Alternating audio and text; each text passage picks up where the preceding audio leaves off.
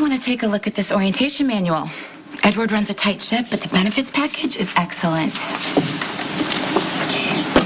Thank you, my dear. You know, it's really cost-efficient in the long run, Michael, if you treat your employees well, assuming that they perform up to your expectations. Okay. So, how was your first day of work? You know, I'm pleased because you're both diligent and you're focused and you're eager to learn.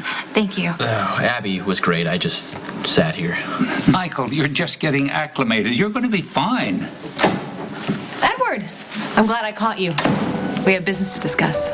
And you just happened to come to my office to do it. I'm glad I ran into you too, Michael. This is about your ELQ stock. I just need to straighten up my desk. Nice to see you, Carly. No. You stay, dear, because some of this may pass across your desk. Carly, Michael needs to have control of those shares immediately. I'm going to have Asher transfer the account directly into your name and give you a crash course in portfolio management. Technically, Michael cannot have those shares till he's 30 years old. You're a little early, aren't you, Mom? Well, it's pretty obvious you're checking up on me. Fine, then consider myself caught. This job is a huge step, and I want to make sure it's in the right direction. Michael and Abby are both showing real promise. You tell Carly about your day, Abby. I figured out the phone system. So far, so good.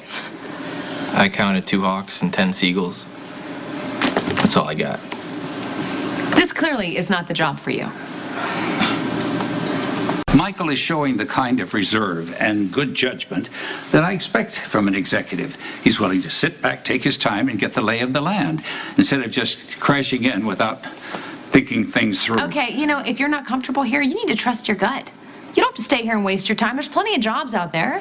You won't find many jobs with this opportunity, Michael, and not just for yourself either. Package deals aren't all that uncommon. I'm sure we can work something out. Abby, I'm so glad that we have you here with us.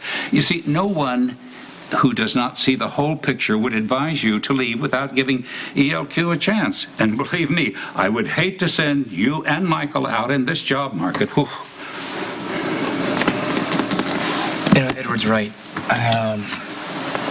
Look, I am extremely grateful for this opportunity, and I know Abby is too. Okay, she was amazing today, and I could have done better. I'll do my best not to disappoint you. That's all I'll ever ask, son. Let's get some dinner and go over this orientation package. Sure. Let me just clean up my cubicle. Okay. See you tomorrow, Mr. Quartermain. Bright and early. And work home on your first day. Well, HR told us to both look this one over, and I need to memorize all the names and telephone extensions of everyone in our department. You're loving this, aren't you? It's a respectable job, Michael. That means a lot to both of us. Well, you won't be answering phones. Edward sees how great you are. I just want to prove that I deserve the job, you know, even if Edward only hired me to get to you. No, that makes no sense to me. I mean, you're hardworking, dedicated, ambitious, and I get the junior executive office just because I'm a quartermain. Not that I'm complaining. I'd gladly sit around all summer if it helps you. I appreciate that. But, you know, you might as well try and learn something as long as you're there helping me out. Could come in handy sometime, you know, unless you want to spend the rest of your life counting seagulls. Michael, you gotta help me, mate. I'm desperate. I'm so sorry to interrupt. It's okay. I need to review this stuff, so Okay, go ahead. great. Thank you. So, Michael, Christina's got it into her head that we're more than friends. She's determined to believe that we're embarking on some sort of romance, and she won't take no for an answer. Well, can you blame her? I mean, you didn't send her home when she showed up on your flight to DR, you went to her graduation party, and you showed up at her house last night. Christina pretty much texts me everything. Yeah, okay, last night I was just supposed to help her plan a trip abroad. Which is like 3 years from now. Look, if you tell her no more often, maybe she'll get the message. That's the point. I'm handling this like an idiot. Like, I mean, I just caught Anthony Zaccara hassling Christina and on Baker Wait, Street. Anthony was hassling Christina? Yeah, so I grabbed him, spun him around, and threatened to kill him. I don't think Christina's going to hear that as a no. What did Anthony say to Christina? I don't know. I didn't hear all of it. But Christina can't assume that I'm always going to be there to rescue her. You know, I mean, look, I want to help her any way I can, okay? But she's way too young for me, and we're from completely different worlds. And I agree. You got to convince her, mate. You got to. I mean, she respects you. She listens to you. Like, I never had much luck talking Christina out of something she wants to do. Maybe I can help. You get involved with somebody closer to your own age. That way, Christina will understand that there's no reason to keep hitting on you. That is a great idea. That's a great idea. Unfortunately, I'm freshly divorced, and I haven't even thought about dating. And even I wouldn't feel right using some poor, unsuspecting woman to push Christina away. I'm starting to develop sort of a conscience, and it's really annoying right now. Look, I don't like the idea of manipulating my sister, but she does need to get the message. It would have to be a setup from start to finish. The woman would have to be in on it. Okay, so find somebody. I would love to. But I've been out of circulation for way too long, mate. I was faithful to Maya. I was the fool that I am. Me. Faithful. I don't even know who I could ask to pretend to be involved with me. I could do it.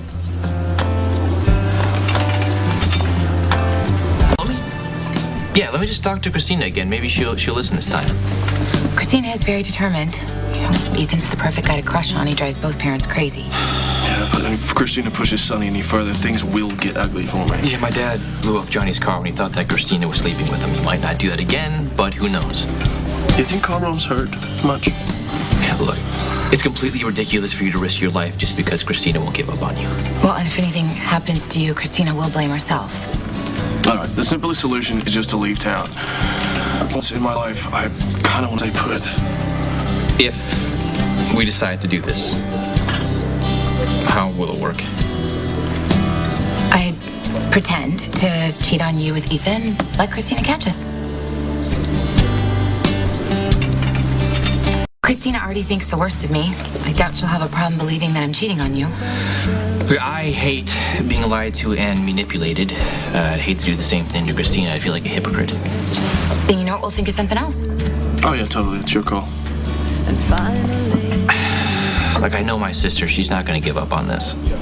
And there's no way my dad will ever accept you and Christina as a couple. Well, of course not. It's ridiculous. She's way too young for me, and I've lived way too rough. She deserves better than me. I don't want to see Christina get hurt. Okay, but the sooner we get this over with, the better. Ethan, do we have a plan? It's your call. X-nay on the Christina say. Hey, I can't believe you're here. I just came by to grab some dinner. Mom's working late again, and Molly's at theater camp. No, I should actually be long gone by now. I just never get to see Abby. See, I don't know if she told you, but I used to be one of her best customers at Vaughn's. She gives the best private dances.